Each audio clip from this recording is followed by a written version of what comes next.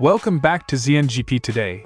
While MotoGP stars enjoy a summer break, Ducati test rider Michele Pirro is hard at work in Montmeló, probing every nuance of the DesmosediciGP. Speaking to GPOne, Pirro shed light on a split garage, Marc Márquez dominating the championship, and Pecco Bagnaia still hunting the perfect setup. With Marquez's seamless feedback casting long shadows, Pirro reveals why understanding Bagnaia's struggles is proving so elusive. Danilo Petrucci, ever candid and never short on insight, has drawn an intriguing parallel. Toprak Razgatlioglu's dominance with BMW in WorldSBK reminds him of Marc Márquez's legendary run with Honda in MotoGP.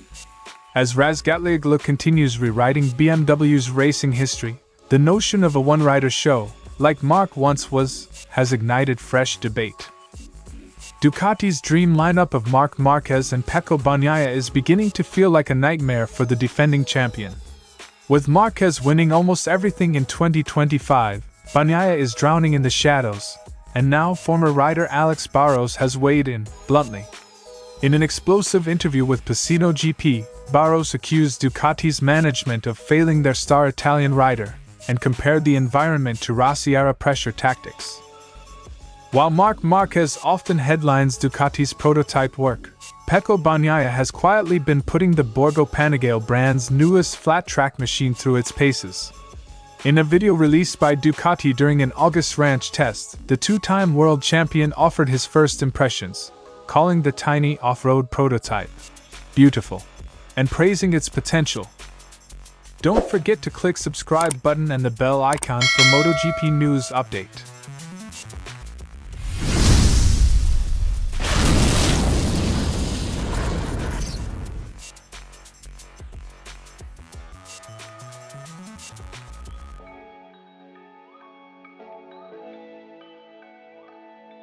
Pirro praised Marquez's uncanny adaptability, noting how the champion's effortless pace can mask deeper bike issues.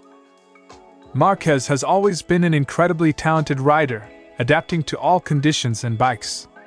His harmony with the Ducati can destabilize our process, because when he doesn't report problems, it's hard to know what to blame.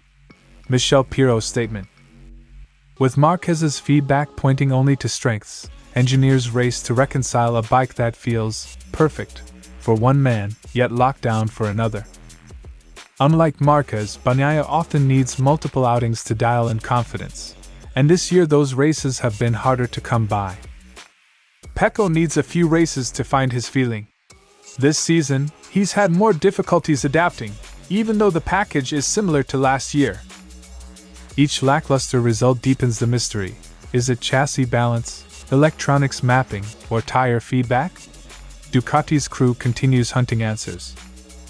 Pirro called Ducati's factory roster a dream team, yet admits that internal disparities can strain even the strongest lineup. We have the strongest team, we should be happy. I'm glad Marquez has shown his worth, but I feel for Pecco, who brought Ducati its last title. High pedigree brings high stakes. While one rider soars, the other navigates a labyrinth of adjustments, testing team unity and technical patience. In Spain, Pirro is evaluating both the current Desmosedici and next year's evolution, aiming to close the gap for Bagnaia before 2026. We'll give Pecco a hand to finish this season well and prepare for next year. The package stays the same, with improvements, so finding his feeling now is crucial. Dual-focus testing balances short-term fixes, suspension tweaks, mapping changes, with longer-term chassis and aero refinements slated for the winter. Despite the title race tilting in Marquez's favor, over 100 points clear, Pirro remains upbeat about Ducati's collective strength. Motorsport has ups and downs. This year is more complicated, but our foundations are solid. We'll support Pecco and come back stronger as a team. Ducati's resolve will be tested when racing resumes. Yet with both numerical data and human feedback, from best and brightest alike, the factory believes solutions lie just over the horizon. Michele Pirro's Montmeló insights pull back Ducati's curtain, a garage split between sublime domination and painstaking adjustment. With Marc Márquez's unerring feedback guiding one path, and Pecco Bagnaia's tireless hunt shaping another, the Desmosedici's story is one of contrasts. As Ducati's Dream Team plots its next moves, every test mile and every bit of data will count in uniting pace and feeling under one banner.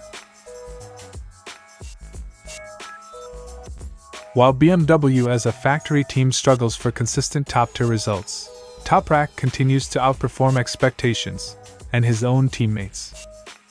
Honestly, I'm thinking about whether Toprak winning and Van der Mark being 15th is more or less like when Marc Márquez was winning on the Honda.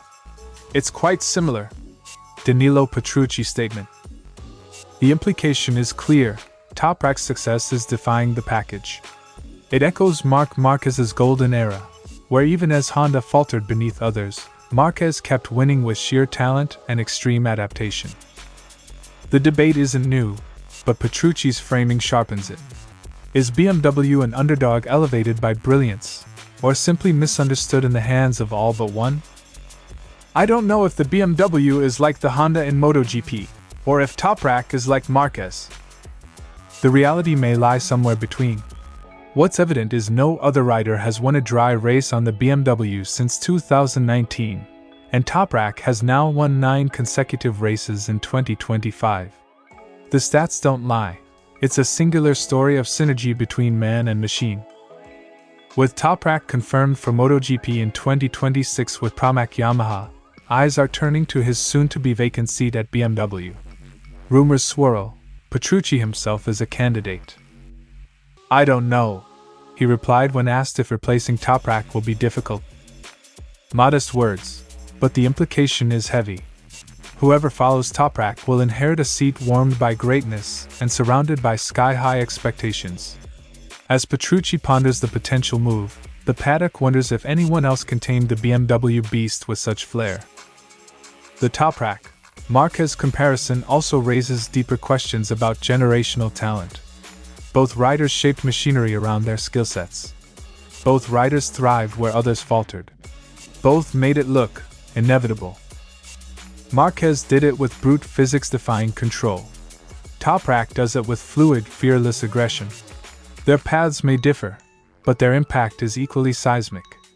And now, with Toprak stepping onto the MotoGP grid, the worlds truly begin to converge. As Danilo Petrucci muses over the uncanny symmetry between Toprak Razgatlioglu and Marc Márquez, one thing is clear: motorsport thrives on riders who bend limits and redefine what's possible on any given machine. Whether Toprak is truly the Marquez of WorldSBK, or simply its most dazzling force in years, one fact remains: replacing him won't be easy, for BMW or for the series. Marquez leads the championship by a huge margin. He's gelled with the DesmosediciGP 25 in a way few imagined this quickly. Meanwhile, Bagnaia is in freefall.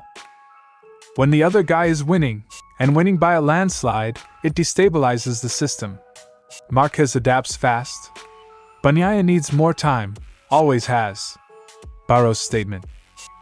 The Brazilian implies Marquez's form has exposed a weakness Ducati wasn't prepared to manage: how to support a struggling champion without pushing him out the door. Barros makes a striking technical claim: the 2025 Ducati isn't clearly better than the 2024. It's just that Marquez knows how to extract more from its quirks.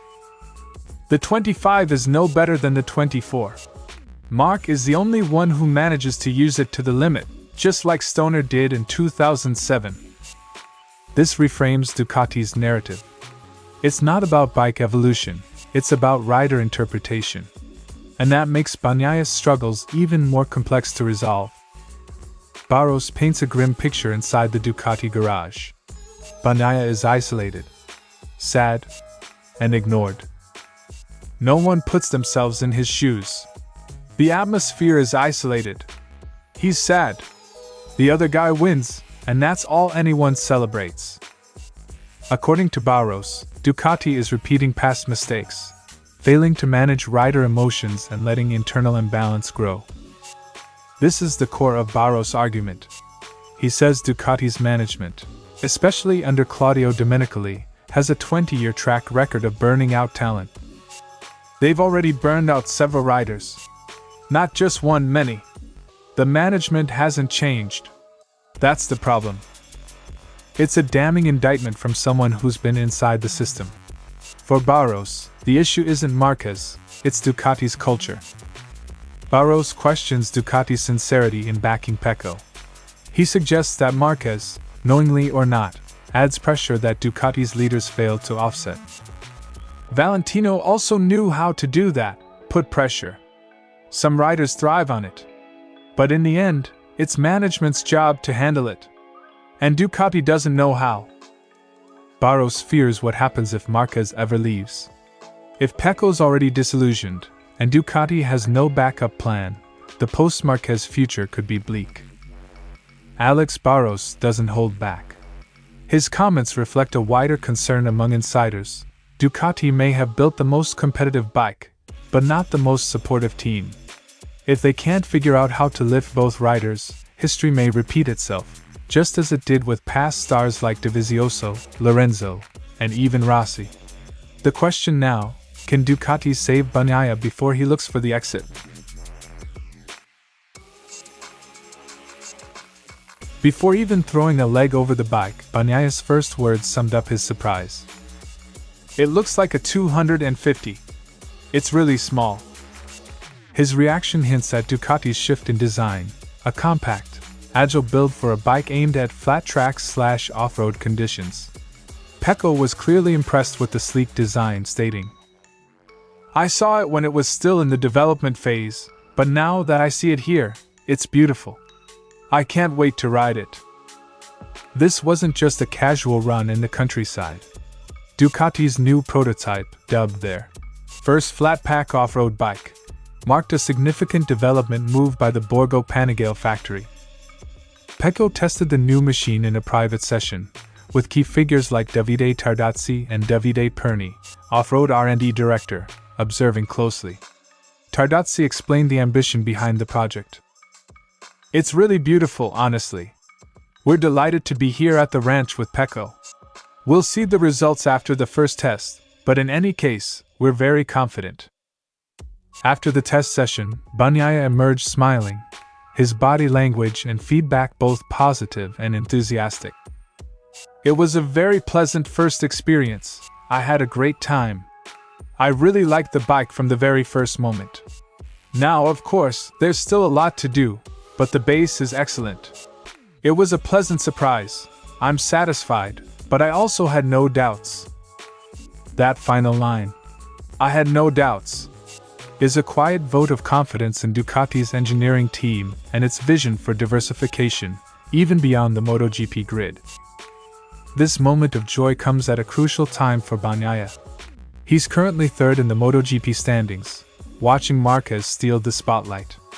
But this test gave him a rare moment to reconnect with the brand in a meaningful, pressure-free way. After recent criticism from former riders like Alex Barros about how Ducati is handling Pecco, this gesture from the factory, letting him lead the test of a new machine, feels like more than just a test ride. It's a gesture of trust. A reminder that Bagnaia is still part of Ducati's long-term vision. Whether it was a PR move, a morale boost, or a genuine development session, the takeaway is clear: Pecco Bagnaia needed this moment, and Ducati delivered. As the MotoGP calendar resumes soon, perhaps this injection of positivity can carry over to his on-track form. If Ducati wants both of its champions firing on all cylinders, moments like this matter. Thanks for watching ZNGP Today, and this is your MotoGP news update. And see you next time!